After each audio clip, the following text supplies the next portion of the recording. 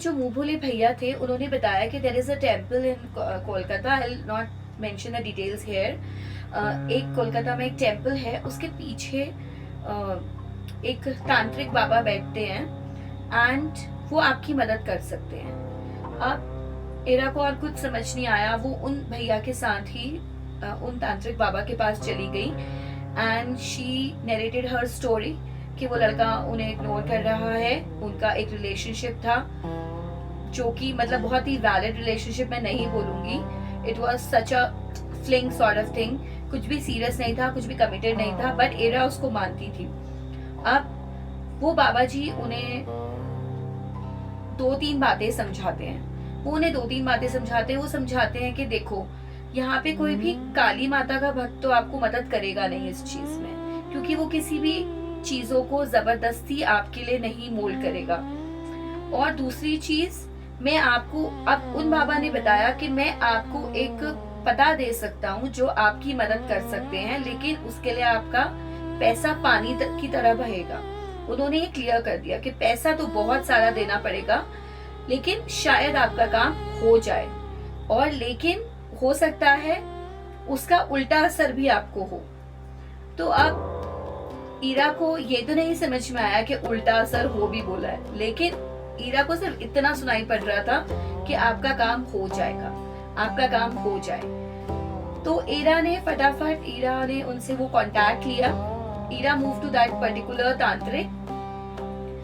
अब उन तांत्रिक ने क्या किया, उन तांत्रिक ने उनसे लिए भरपूर पैसे, अराउंड लाइक लैक्स, और कुछ एक सर्टेन 1,51,000 ऐसा कुछ पैसा अमाउंट पहली बार लिया, और बोला कि आप उसकी फोटो लेकर आ जाइए। फोटो लेके ईरा आई नेक्स्ट डे एंड उन्होंने उस फोटो को लगा करके he made a small doll, उसने एक डॉल बनाई और कुछ एक पर्टिकुलर डे पे ईरा को बोला कि ये डॉल तुम ले जाओ और इसको कहीं गाड़ देना। और उन्होंने कुछ उस पे तंत्र मंत्र कुछ बोला और कुछ एक तरीके से कुछ अनुष्ठान सा किया, और ईरा को बोला कि इस पर्टिकुलर डेट पे, इस पर्टिकुलर टाइम पे, मिडनाइट सॉर्ट ऑफ, या न्यू मून, फुल मून, किसी भी एक दिन उसको गाड़ देना। तो ईरा ने वैसा ही किया। अब to Ira surprise she noticed कि कबीर ने उनको अनब्लॉक कर दिया है। अब कबीर ने उनको अनब्लॉक किया तो ईरा को एक बहुत होप जगी कि अब फाइनली ये वर्क कर रहा है, ये वशीकरण जो मैंने करवाया है वो वर्क कर रहा है। बट अभी ये बात सिर्फ अनब्लॉकिंग तक ही रही, अभी तक भी उनकी तरफ से कोई इनिशिएटिव नहीं आया था। बट ये हुआ कि थोड़ा बहुत उनकी व्हाट्सएप पे बातें होने लगी और सम टाइम कॉल। लेकिन कबीर क्या करता था, कबीर उनसे बात करता था, अनब्लॉक करता था, बात करता था, एंड वो अगेन अनब्लॉक उसको कर देता था, वो वापस से ईरा को ब्लॉक कर देता था, और जब उसका मन करता था वो बात करता था, चैट्स करता था, और उसके बाद वो ईरा को वापस ब्लॉक कर देता था व्हाट्सएप पे और कॉलिंग पर भी। तो ईरा को लेकिन लगने लगा कि हाँ ये तंत्र विद्या तो बहुत वर्क करती है, वशीकरण में तो बहुत शक्ति है, और ईरा को बहुत बिलीव हो गया था कि जो उन बाबा ने किया है उसी बाबा की वजह से वो कभी कभी कबीर से बात कर पा रही है, कबीर ने उसे अनब्लॉक भी कर दिया है। अब ईरा ने सोचा कि अब ईरा को बहुत हाई होप्स जग गई। अभी तो क्या था कि सिर्फ बातचीत शुरू हुई थी उसकी, और जिसमें से अभी कोई श्योरिटी नहीं थी, वापस वो उसको ब्लॉक कर दे रहा था। अब क्या होता है कि अगेन ईरा फिर से ट्राई करने लगती है इसी तरह की चीजें, काफी सर्च करने लगती है, गूगल पे रिसर्च करने लगती है, तो एवरीवेयर ईरा को मिक्स्ड रिएक्शंस मिलते हैं। गूगल पे कहीं मेंशन होता है, कुछ चीजें मेंशन होती है, वो सारे रिचुअल्स अपने घर पे करने लगती है। अब लेकिन वो वर्क नहीं करते। अब वो रिचुअल्स जो आधे अधूरे होते हैं, इंटरनेट पे वो पढ़ती है, आधी अधूरी जो जानकारी होती है उसको वो अप्लाई करती है, डेफिनेटली दैट डोंट वर्क। अब क्या होता है, ईरा वापस उन बाबा के पास चली जाती है। तो अब वो बाबा कहते हैं कि ये तो अगर आपको उस लड़के को पाना है तो अभी आपको एक बड़ा वशीकरण अनुष्ठान करना पड़ेगा, जो मैं नहीं कराऊंगा, मेरे गुरु कराएंगे, क्योंकि ये इनका भी अपना तांत्रिक बाबास का भी एक अपना ग्रुप होता है जिसमें वो भी किसी को गुरु मानते होते हैं, उनके लिए भी एक पर्टिकुलर केस होता है, केस छोटा बड़ा उससे बड़ा, या किस केस में कितना उनको अपनी एनर्जी डालनी है, उस according they charge and they help people. अब ये I won't say it's a help, but actual में इरा को उस टाइम वो हेल्प ही लग रही थी। अब वो उनको एक कॉन्टैक्ट देते हैं एक फीमेल तांत्रिक का। अब इरा जाती है उस फीमेल तांत्रिक के पास, जो पहले वो जिस तांत्रिक के पास गई थी उनकी जो गुरु थी वो उनके पास जाती है। अब कोलकाता में इतनी अजीब सी जगह होना कि गुफा के अंदर एकदम काली गुफा है और वहाँ पे अजीब अजीब से स्ट्रक्चर्स बने हुए हैं और इतनी ज्यादा डेजर्टेड आइसोलेटेड सी प्लेस पे वो रहती हैं, दैट लेडी तांत्रिक। मतलब वहाँ पे जाने में ही किसी को इतनी घबराहट हो जाए। और इरा काफी ज्यादा श्योर थी कि ये वर्क करेगा ही करेगा, तो इरा कोई भी रिस्क लेने के लिए तैयार थी। मतलब वो इतनी सुनसान जगह थी, इरा के साथ कुछ भी रिस्क हो सकता था। It was a very unsafe place और काफी ज्यादा अंधेरा उस जगह पे ओवरऑल, बहुत वो बिल्कुल भी रिहायशी एरिया नहीं था, वहाँ पे कोई रहता नहीं था अपार्ट फ्रॉम दैट लेडी। एक गुफा सी थी, बिल्कुल काली गुफा, उसके अंदर चलते जा रहे हैं और कहाँ जा रहे हैं कुछ आइडिया नहीं है। सिर्फ आपको किसने कांटेक्ट दे दिया, आप उसको फॉलो करके चल दिए। सोचिए कितना रिस्की हो सकता है। So that place was actually very unsafe, but somehow Ira managed it, क्योंकि इरा बहुत ज्यादा उसे पाने के लिए बेताब थी और इरा गई उस जगह पे। और that lady was also very horrible looking. वो बिल्कुल ज्यादा खतरनाक, लंबे बाल और ऐसे खुले से बाल थे और टीका सा लगाया हुआ था, काले बिल्कुल ब्लैक जेट ब्लैक कपड़े थे उनके। और उसकी द लैंग्वेज वाज बहुत अजीब सी लैंग्वेज वो बोल रही थी, बस थोड़ा समझने लायक लैंग्वेज थी। She was more of a Bengali mix, बहुत थोड़ा हिंदी निकल रहा था। और वैसे इरा is from Bengal only, तो इरा को तो आती थी Bengali and she was completely Bengali speaking। वो पूरा बंगाली में बात कर रही थी, बहुत थोड़ा सा Hindi she could mix it out। अब इरा उनको पूरा अपना केस समरी बताती है कि there was a guy, मैं उससे मिलती थी, मेरे साथ था, अब मुझे इग्नोर कर रहा है, मेरा उसके साथ पति पत्नी वाला रिश्ता है। अब इरा ये सब क्लेम्स करती है उनके आगे। और इरा ये भी बताती हैं कि जब उन्होंने तांत्रिक का सहारा लिया था तो उस लड़के ने उन्हें अनब्लॉक करके उसने बात भी किया, लेकिन बात उतनी ज्यादा हो नहीं पाई और उस लड़के ने उन्हें फिर से ब्लॉक करना स्टार्ट कर दिया। तो कभी कभी वो लड़का अनब्लॉक करता था, उसके बाद वो ब्लॉक कर देता था वापस से।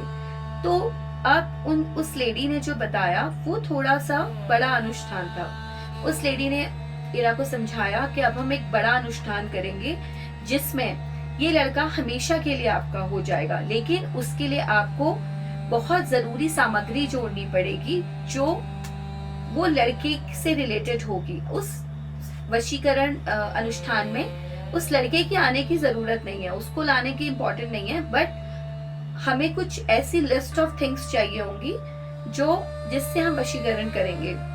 इरा किसी भी हद तक जाने के लिए तैयार थी, वो कुछ भी करने के लिए तैयार थी इस चीज को करवाने के लिए।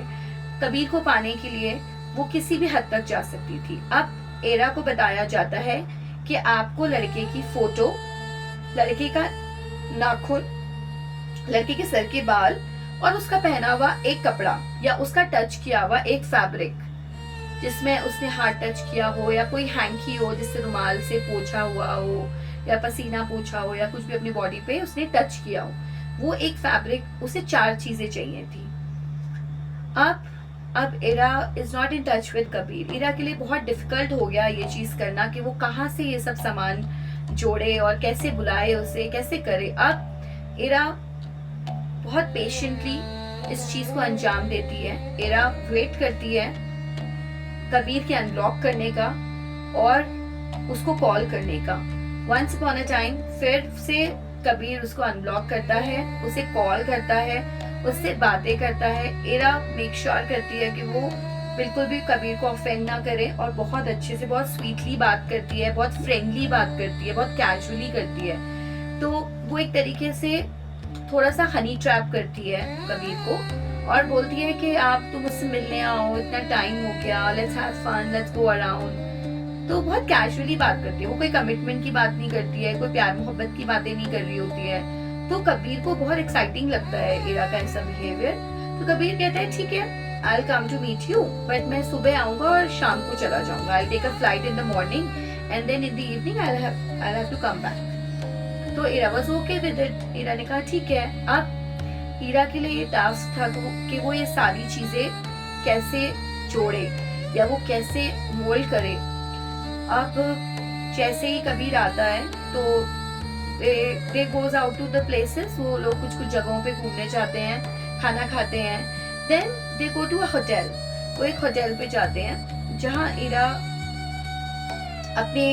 अपने मतलब को अंजाम देने के लिए इरा कुछ सेडेटिव्स उस कोल्ड ड्रिंक में मिला देती है जो कबीर पीता है। एंड जब कबीर उस कोल्ड ड्रिंक को पीता है उसे नींद आने लगती है। तो इरा कबीर को समझाती है कि Kabir you are tired, maybe because of the early morning travel, और तुम्हारी नींद पूरी नहीं हुई है, तुम थोड़ी देर सो जाओ। एंड जैसे ही कबीर सोता है इरा उसका एक नाखून काट लेती है, उसका एक बाल निकाल लेती है। फोटो इरा के पास होती है ऑलरेडी, पुरानी पिक्चर्स में से वो एक फोटो प्रिंट ले लेती है। And the fourth thing, as usual वो कबीर का एक सॉक्स ले लेती है। एक सॉक्स जो उसने पहना होता है वो एक सॉक्स निकाल लेती है एज अ कोई कपड़ा जो उसने पहना हो या टच किया हो। तो अब now Ira has all the remedy. अब इरा के पास पूरी चारों रेमेडी होती हैं, चारों उसके पास इंग्रेडिएंट्स रेडी हो जाते हैं। कबीर होश में आता है, मतलब it was a simple sleeping pill. Kabir को होश आता है, सोकर उठता है वो। एंड कबीर वाज नॉर्मल, कुछ उसको ऐसा कोई वो नहीं होता है, उसे कुछ ऐसा याद नहीं होता है क्या हुआ था, क्या क्यों हुआ था। And Ira was also very happy. But हाँ, कबीर उठता है तो अपना सॉक्स ढूंढता है, मेरा सॉक्स कहाँ गया। तो इरा उसे मेंशन करती है कहीं गिर गया होगा, बेड के नीचे घुस गया होगा। तो ठीक है, तो कबीर के पास एक स्पेयर सॉक्स होते हैं उसके बैग में, तो वो पहन के वो अपना फ्लाइट बैक कर जाता है। अब इरा उस सारा सामान को लेके वापस उस लेडी तांत्रिक के पास जाती हैं। अब वो लेडी तांत्रिक 4 घंटे का एक अनुष्ठान करती हैं जिसमें वो सारी सामग्रियों को यूज करती हैं और काफी देर तक वो इरा से कुछ कुछ चीजें करवाती हैं। ये आहुति दो, ऐसे करो, ऐसे करो, do this, do that। और उसके बाद वो इरा को एक पर्टिकुलर पोटली बना के देती है। एंड अगेन वो पोटली उसको एक पर्टिकुलर जगह पे, कुछ तो डायमेंशंस के नॉर्थ ईस्ट, यहाँ पे कोई पर्टिकुलर डेट पे और पर्टिकुलर टाइम पे और पर्टिकुलर डायमेंशंस पे गाड़ने को बोलती है और इरा वैसा ही करती है। To Ira surprise, next day उसके साथ ऐसा होता है कि कबीर स्टार्टेड कॉलिंग हर और कबीर उसे बात करने लगता है, कबीर उसे फोन करने लगता है। He started talking very sweetly और वेरी रोमांटिकली, वो उसके साथ इन्वॉल्व होना चाहता है। और अब क्या होता है, अब कबीर एक तरीके से after some days of talking वो इच्छा जताता है कि वो उससे शादी करना चाहता है। एज पर इरा तो उनकी शादी पहले ही हो चुकी थी। सो फाइनली कबीर उसको रोमांटिकली अप्रोच करने लगता है, उससे स्वीटली बात करने लगता है और इरा वाज ऑन क्लाउड 9। इरा के लिए इससे अच्छी बात, इससे खुशी की बात और कुछ होती ही नहीं है। इरा के लिए कबीर एक बेस्ट पार्टनर था। कबीर की तरफ से बहुत जल्दी से ही शादी का प्रपोजल आ गया। पूरे टाइम वो लोग बातें करते थे, मिलने जुलने की प्लानिंग करते थे। अब इरा तो एकदम उतावली बैठी हुई थी ऑलरेडी कबीर से शादी करने के लिए। अब इरा को समझ में आ गया था कि मेरा वशीकरण तो काम कर गया है। फाइनली उसका जितना स्ट्रगल था, जितना भी एनर्जी उसने डाला था कबीर को पाने में, अब वो वर्कआउट कर रहा था। अब क्या होता है, कबीर और इरा की शादी हो जाती है। कबीर इरा साथ में रहने लग जाते हैं। धीरे धीरे उनकी लाइफ आगे बढ़ती है। इनिशियली बहुत हैप्पी फेस चलता है। यूजुअली इरा एंड कबीर दोनों ऑफिस गोअर्स होते हैं, ऑफिस भी जाते हैं, अपना घर भी मैनेज कर रहे होते हैं। दे वर हैप्पीली मैरिड। इनिशियली ऐसा लगता है कि दे वर हैप्पीली मैरिड। धीरे धीरे लेकिन इरा को रियलाइज होता है कि कबीर वाज समथिंग ऑफ, कुछ तो उसमें ऐसा है कि वो थोड़ा कभी कभी लॉस्ट हो जाता है। कभी कभी ही डजंट रिस्पॉन्ड वेल। और कभी कभी वो बहुत खिंचा हुआ रहता है। मतलब वो वैसा एरा ने कभी पहले नोटिस नहीं किया था। Ira was with Kabir before as well. पहले भी उन्होंने बहुत एक लंबा टाइम डेटिंग किया था, साथ में घूमे फिरे रहे भी थे, पर तब एरा को कभी भी कबीर का बिहेवियर ऐसा नहीं लगा था। लेकिन अब एरा को ना ऐसा समझ में आता था कि कभी कभी कबीर ऐसा बैठ के कहीं लॉस्ट हो जाता है, बहुत देर के लिए लॉस्ट रहता है, और कभी कभी वो एकदम से अजीब रिएक्ट करता है। वो is not at a normal behaviour, normal happy को लकी वो नहीं रहता होता है। सो अब सिचुएशन ये हो जाती है कि एरा भी उसके इस अनयूजुअल बिहेवियर से बहुत परेशान हो जाती है। अब एरा को समझ में नहीं आता है कि व्हाट इज दैट, क्योंकि वर्क प्लेस में कोई दिक्कत नहीं थी, उनके आपस में कोई प्रॉब्लम नहीं थी। बस समटाइम्स एरा को ऐसा फील होता है कि कबीर की जो स्पिरिट है that is not original Kabir. वो वैसा नहीं है, वो वैसे हंसता नहीं है, वो ऐसे बोलता नहीं है, और वो कुछ अजीब बिहेव करता है, वो लॉस्ट हो जाता है, वो कई बार बहुत गुस्से में रिस्पॉन्स देता है, और समवट कई बार तो उसकी आंखों का की आंख कई बार उसकी आंखें ही उसे अलग सी लगती हैं, और कई बार उसके बोलने का तरीका, लहजा सब बदल जाता है। तो एरा को ये सब चीजें बहुत वियर्ड लगती होती है कि ये अचानक से कैसे फ्लिप कर जाता है बिहेवियर कबीर का। बट ये साइंस थे जो इरा को इनिशियली समझ नहीं आए, लेकिन धीरे धीरे इरा को समझ में आने लग गया था। जिस कबीर को उसने वशीकरण के थ्रू पाया है, वो कबीर अब वैसा कबीर नहीं रहा। नाउ वो कबीर इरा के साथ है, इरा के वश में है, लेकिन उस पूरे प्रोसेस की वजह से वो जबरदस्ती जो कबीर की स्पिरिट को काबू किया गया, वो जबरदस्ती जो कबीर को उसकी विश के अगेंस्ट लाया गया उस जगह पे, उस वजह से कबीर का बिहेवियर फ्लिप करने लगता है। अब इरा को इस चीज से खींच होने लगती है कि कबीर वैसा क्यों नहीं है। पहले उसको चाहिए था बस कबीर हो कैसे भी उसे मिल जाए, लेकिन now she doesn't want to be with him. अब उसको लग रहा था कि उससे बहुत बड़ी गलती हो गई है, और वो ये रिश्ता नहीं चाहती थी, वो ऐसा रिश्ता नहीं चाहती है, उसने ये मैनिफेस्ट नहीं किया था अपनी लाइफ में। और यही से कबीर बदलने लगा। पहले जो हंस खुश कबीर रहता था, पहले बहुत शांत रहता था, पर अब कबीर स्मोक करने लगा था, ड्रिंक करने लगा था, झगड़े फसाद करने लग गया था, गुस्से से भरा रहता था, और बहुत ही अशांत घूमता था। और अब वो वार्मथ, वो अपनापन एरा को फील नहीं होता था कबीर के साथ। अब नहीं लगता था एरा को कि मुझे ये इंसान से कोई लगाव है या प्यार है। धीरे धीरे उसका प्यार खत्म सा होता जा रहा था। कभी कभी कबीर की आंखें खाली हो जाती, जैसे किसी और की परछाई भीतर टकी हो। वो देर तक खिड़की पर खरोचे बनाता बिना वजह। ईरा ने एक रात पुकारा कबीर, और जो जवाब आया उसमें कबीर की आवाज थी पर कबीर नहीं था। तो ऐसे ईरा को रियलाइज हुआ कि उसने जो कबीर को पाया था वो एक्चुअली उसने अपने लाइफ पार्टनर को खो दिया था। अब ईरा की करंट सिचुएशन ऐसी है कि वो कबीर से पीछा छुड़ाना चाहती है, लेकिन कबीर ना उसे छोड़ रहा है ना बदल रहा है। अब ईरा चाहती है कि उसे ये रिश्ता चाहिए ही नहीं, लेकिन अब कबीर को सिर्फ ईरा चाहिए और उसे बदलना भी नहीं है। उसे वैसी ही सिचुएशन में रहना है और वैसे ही ईरा को सताना है। अब ईरा अपनी लाइफ से बहुत ज्यादा परेशान है और बहुत ज्यादा दुखी है, क्योंकि मुझे लगता है कि किसी की भी विश के अगेंस्ट अगर आप उसकी आत्मा को बांधोगे तो कहीं ना कहीं इसका खामियाजा आपको भुगतना ही पड़ेगा। और जैसा कि मैंने आपको बताया कि ये मैटर अभी तक भी सॉर्ट आउट नहीं हुआ है, ईरा अभी भी चाहती है। अब वैसे ईरा को ये रियलाइज हो गया है कि उसने कबीर को वशीकरण के थ्रू पाके बहुत बड़ी गलती करी थी, क्योंकि कबीर उसे मिला तो, पर ये वो कबीर नहीं था जिससे उसे प्यार हुआ था।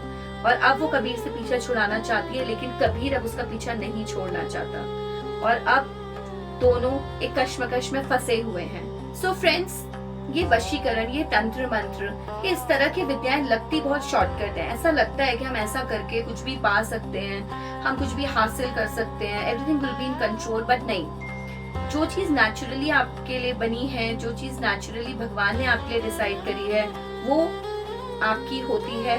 बाकी सब चीजें सेकेंडरी होती हैं। अगर आप किसी की भी विश के अगेंस्ट जा करके उसे अपनी इच्छाओं में बांधोगे तो आप एक्चुअल में उसे खो दोगे।